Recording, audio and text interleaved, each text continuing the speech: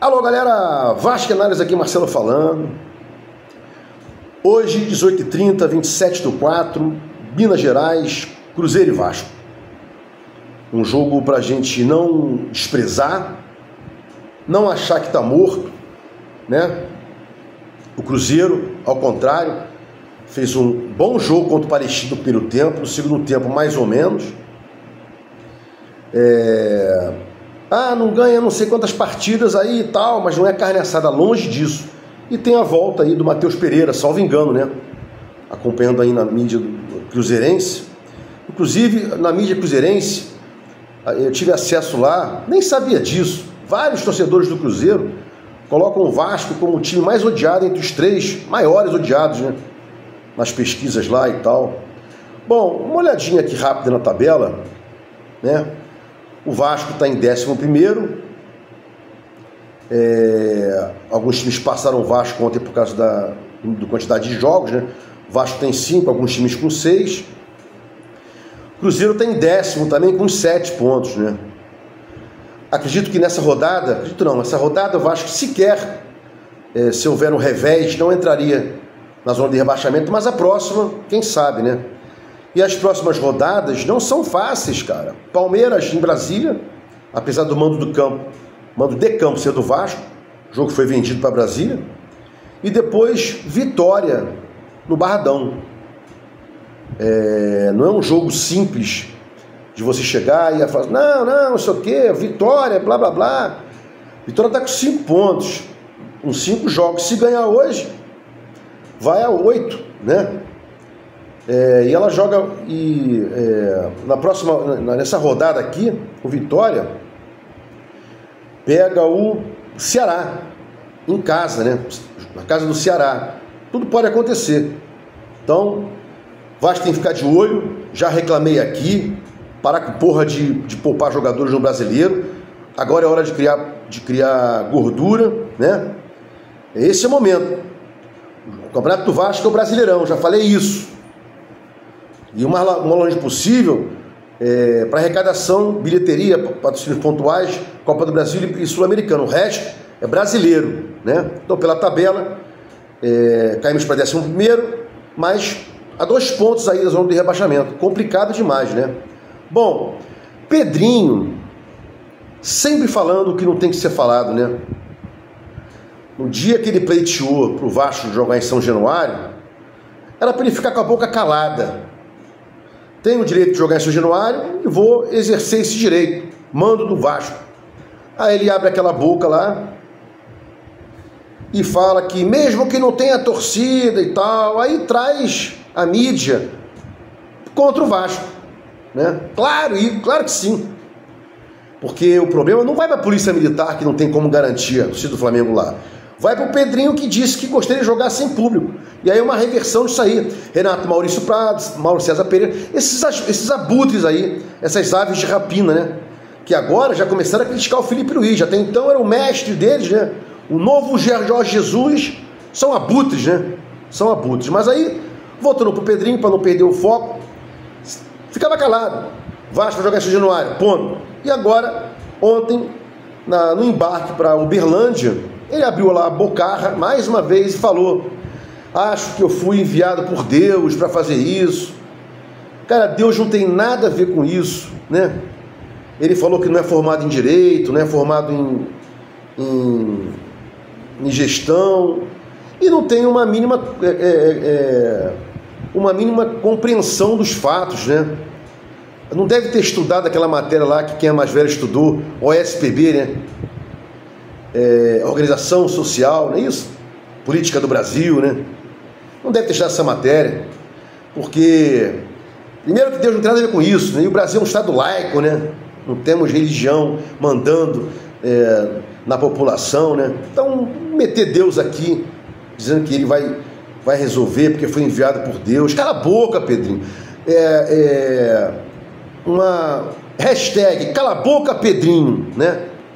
Reforços. Passo a ter medo dos reforços do Pedrinho.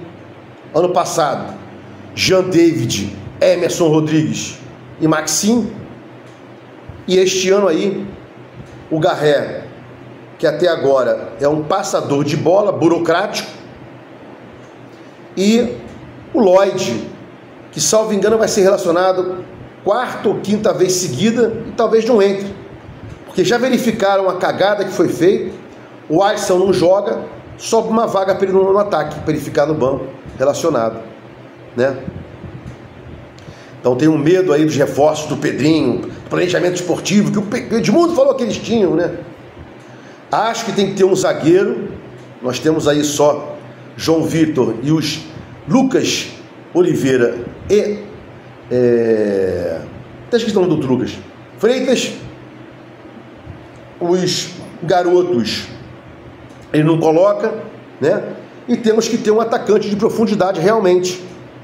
Nuno não é um atacante de profundidade, está fazendo às vezes, mas na direita nós não temos um atacante de profundidade, e não é a hora de chegar e queimar o Ryan. Não é a hora, né? Voltando no Pedrinho, né? Hashtag cala a boca Pedrinho, tem que admitir aí que houve mais um erro, né? O primeiro erro que o Pedrinho admitiu lá atrás foi o seguinte: na contratação lá da Crefisa, ele peitou a Crefisa e não conseguiu. Ele disse: eu respondo por isso, a partir de hoje só falo as coisas quando estiverem assinadas. Primeiro erro. E o segundo erro foi aquele que ele disse que ia trazer um zagueiro e no último dia, na última hora, no último minuto, falhou aí, abarcando para si a responsabilidade, avocando a responsabilidade, né? E o Lloyd é mais um erro. Esquece, corrija aí, né? Na janela de transferência agora, bica esse cara e traz outro. E se até lá o Garré também não se ajustar, bica também. Precisamos de atletas, jogadores para resolverem e não promessas, né? Bom, já falei aqui que as próximas partidas são Palmeiras e Vitória. Eu tenho aqui uma anotaçãozinha, né? Ontem quem viu o jogo do Inter, né, se deliciou com o Alan Patrick, né? E eu sempre falei aqui, quem me acompanha aqui, né, eu sempre falei isso. Alan Patrick, um pouco do Veiga e tal.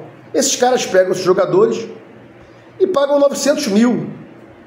900 mil é o que o Vasco paga pro João Vitor, caceta. E o Alan Patrick ganha 900 mil. O Paê, 1,6. 9 vezes 2, 18. Dobra o salário do Patrick. Alan Patrick vem pro Vasco. Agora. Né? Quando a janela interna abrir. Vou dobrar teu salário. Ou então manda o Souza e o Teixeira embora, né? Os apadrinhados do Pedrinho, que dá para pagar o salário dele. Vai aí 600 mil, bota mais 300, né? Tem tanto padrinho do Pedrinho aí, né? Tanto apadrinhado do Pedrinho, né? Empresas, amigas, parentes trabalhando no grupo dele, né? Complicado. Já falei aqui, houve uma pressão para que não houvesse a questão de poupar jogadores. Ele voltou, né? Não vou falar voltou atrás, que é redundância, mas o Carille voltou nessa ideia, aparentemente, que dizem que não vai mais, só está tirando o Piton, né? E o Adson, que não jogaria, Piton e Adson, mas aquela questão de revezar, de poupar, revezar Hugo Moura, Coutinho, Nuno e Verratti, ele deu para trás, né? Bom, não tem Payet no banco, mais uma vez. Coutinho vai jogar os 2 tempos? Ele não aguenta. No máximo um com intensidade. E olha lá, no segundo tempo, tem que voltar a ver a questão de algum jogador fazer a função do Couto, ou tentar fazer a função do Couto. Pode ser o Nuno, pode ser o Garré, não sei. Eles são meias, não são atacantes. São mais meias construtores do que atacantes. É uma, né? O Nuno deve sair jogando, mas tem pedido para sair também. Invariavelmente, quando sai o Couto, o Nuno sai logo depois. Então não seria o Nuno para substituir o Couto na função dele, talvez o Garré. Tem que pensar nisso. Teve youtuber aí colocando o Tietê de volta, né? Tietê volta, não volta. Não tem Tietê hoje. Hoje é Paulinho, Jair e tem o Sforza no banco. E olhe lá, né? E olhe lá. Como eu falei, Lloyd relacionado, não deve entrar. abriu uma vaga do Ryan, do Adson, né?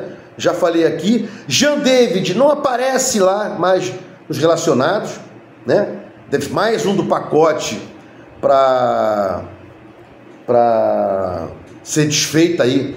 Mais um equívoco, né? Na contratação feita pelo Pedro Paulo, né? Através de scouts e de vídeo. Manda um vídeo pro Pedrinho aí, dizendo que quer jogar no Vasco, você vai conseguir, né? Ó, vou bater no Flamengo, vou arrumar confusão, tal. Pedrinho contrata você.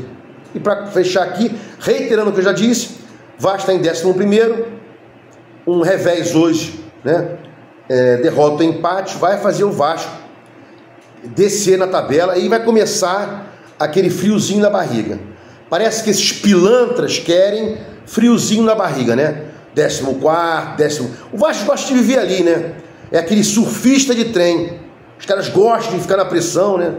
Gostam de chegar. Aí no final do ano,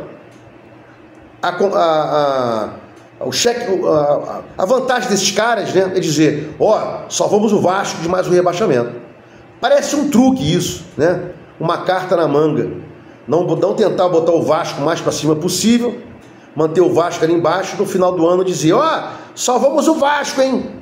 E o Vasco, depois de não sei quantos anos, foi para a semifinal da Copa do Brasil. Como se isso aí fosse importante demais para o torcedor que está fudido há 24 anos, à exceção da Copa do Brasil 2011, né? Copa do Brasil 2011, e com os carioquinhas aí, anêmicos, né? 2003, Petkovic, Souza Camburão, Marcelinho Carioca, acho que o nome dele não vou lembrar agora, o cara que deu de letra lá, e 2015, 2016, né? Nenê, Andrezinho e etc. Conseguimos aí mais 2 campeonatos, né? Exíguos 24, salvo engano. Se gostou dos comentários, inscreve no meu canal. Vou voltar depois do jogo para dar uma pincelada, né? Falar sobre parte tática, né?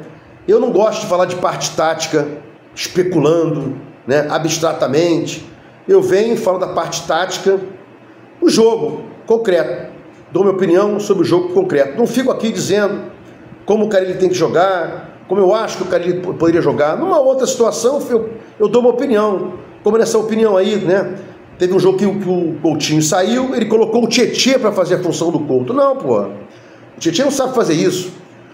O Jair talvez pudesse ser mais perto do que o passador de bolas, a função que o Couto faz, né?